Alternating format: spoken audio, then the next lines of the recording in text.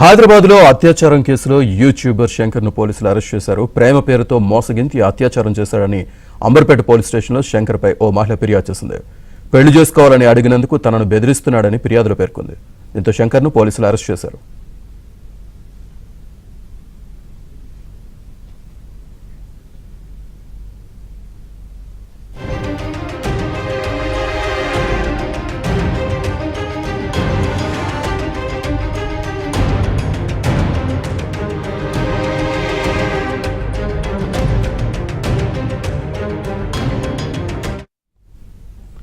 హైదరాబాద్లో అత్యాచారం కేసులో యూట్యూబర్ శంకర్ను పోలీసులు అరెస్ట్ చేశారు.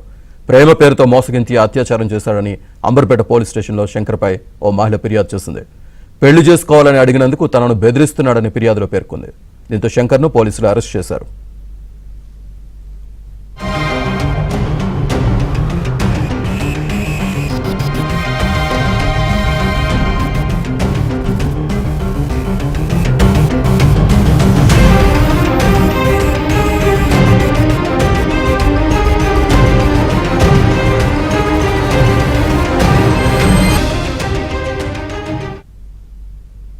హైదరాబాద్లో యూట్యూబర్ అరెస్టుకు సంబంధించి పూర్తి సమాచారాన్ని మా క్రైమ్ కరెస్పాండెంట్ శశి లైవ్ అందిస్తారు. శశి,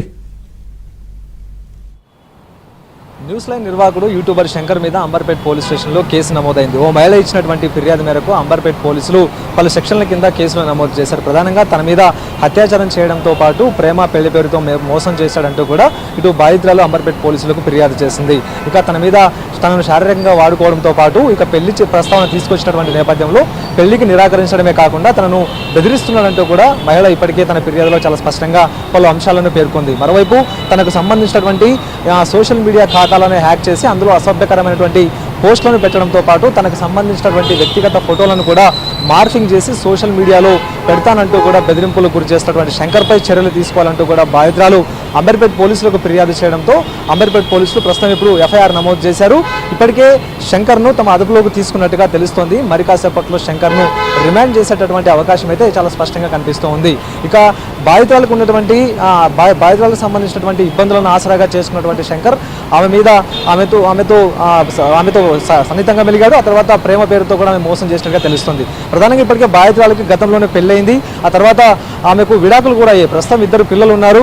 అయితే ఆమె ఇబ్బందులను తెలిసినటువంటి శంకర్ ఆమెకు 2022లో దగ్గరయ్యాడు. సో అదే సమయంలో ఇద్దరు కూడా కలిసి చాలాసార్లు శారీరకంగా కలిసామంటూ కూడా బాధితురాలు చెప్తూ ఉంది.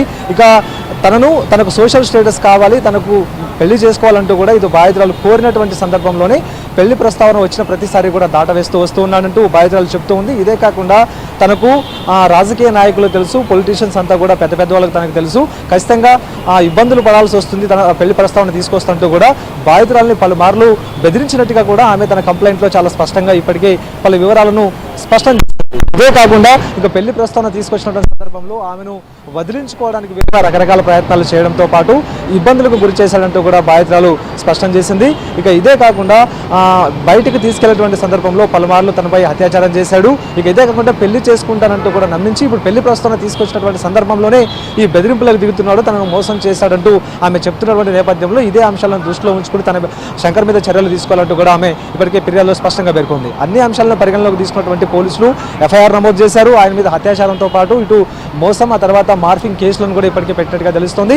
మరి కాసేపట్లో అతను రిమాండ్ చేసేటటువంటి అవకాశం అయితే చాలా స్పష్టంగా కనిపిస్తుంది. ఇదొక అంశం అయితే బాధితులకు సంబంధించినటువంటి సోషల్ మీడియా ఖాతాలు, ఇక ఇన్స్టాగ్రామ్, ఆ తర్వాత ట్విట్టర్ ఏవైతే ఉన్నాయో ఆమెకు సంబంధించినటువంటి పేర్లకు నకిలీ అకౌంట్లను క్రియేట్ చేశారు. అందులో ఆమెకు సంబంధించినటువంటి అసభ్యకరమైనటువంటి పోస్టులను కూడా పెట్టారు. మరోవైపు బాధితులు తన వ్యక్తిగత సోషల్ మీడియా ఖాతాల్లో ఏవైనా పోస్టులు పెట్టినప్పుడు అందులో కమెంట్లు కూడా అసభ్యకరమైనటువంటి కమెంట్లను కూడా శంకర్ రాయించినట్టుగా తెలుస్తోంది.